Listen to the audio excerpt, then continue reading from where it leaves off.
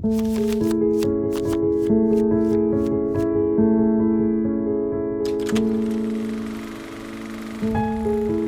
America is a unique experience, unlike anything the big city can offer, in some of the best and worst ways.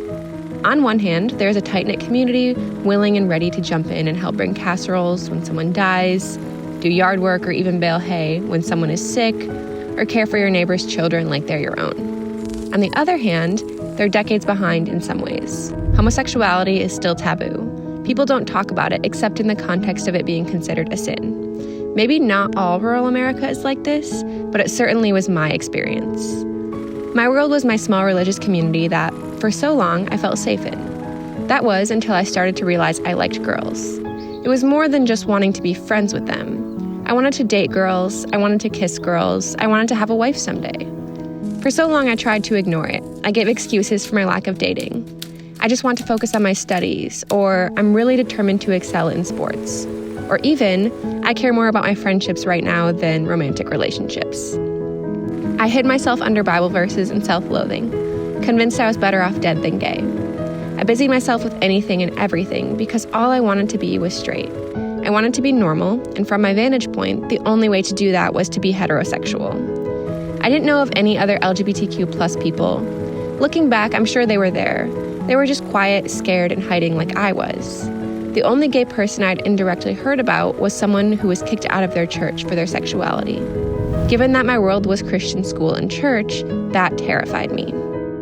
Over time, my world grew larger. Through access to the news, social media, and television, I learned there was more to the world than my little community. I saw that not everywhere was as against LGBTQ+ people as I had seen.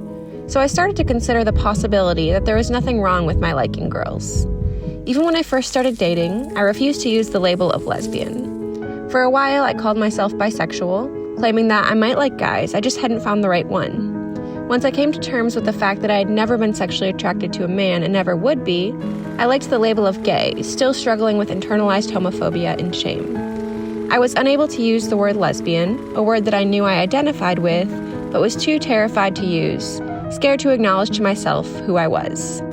It wasn't overnight. Some experiences stick with you even when you don't want them to. And for me, that was the case regarding the shame I learned in my childhood surrounding homosexuality. But my world stretched and grew. It was no longer black and white, but a beautiful array of colors. I went to school, I moved out of my small town, and I found an identity not attached to the discomfort in myself I'd grown accustomed to. I didn't have to fit within a set of acceptable standards. I could just be. And there I came to not only consider myself a lesbian, but to love the word. As the book, Mrs. S. by Kay Patrick says, I'm forever in love with the word, lesbian, the slow sexuality of it.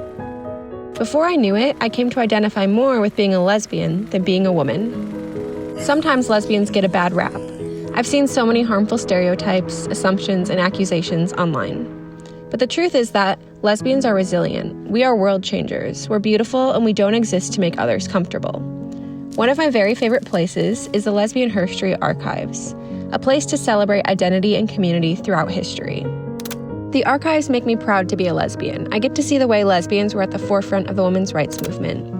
Lesbian rights organizations like the Daughters of Bilitis fought against all odds to grow and thrive under the surveillance of the local police, the FBI, and the CIA. Even earlier, in the days of the women's suffrage movement, many women who love women were involved in fighting for change. While terms like lesbian and bisexual didn't exist then, they were often called romantic friendships or Boston marriages. Suffragists like Molly Dewson, Polly Porter, and even Susan B. Anthony all had relationships with women. Alice Dunbar Nelson wrote in her diary about a, quote, thriving lesbian and bisexual subculture among Black suffragists and club women.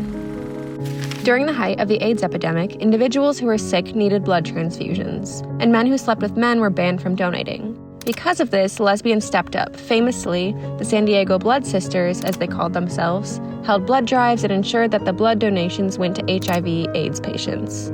It wasn't just blood drives either. Lesbians stepped up as caretakers, especially when doctors and others refused. Spending time at the archive, being a self-proclaimed queer history nerd, and studying lesbian history makes me so proud to be a lesbian. And my greatest desire is to stand on the shoulders of the lesbian pioneers who came before me. People often talk about living a life that your younger self would be proud of. But when you come from an environment like I did, that for so long made you hate and hide key aspects of yourself, I don't think that that's a realistic goal. I like to think that the younger me would be relieved that I don't have to live a life pretending to be someone I am not, and would celebrate the freedom that I experience. But the truth is, what's most important to me is that today, in this moment, and going forward, I am proud of who I've become. I am proud to call myself a lesbian and what a journey it has taken to get here.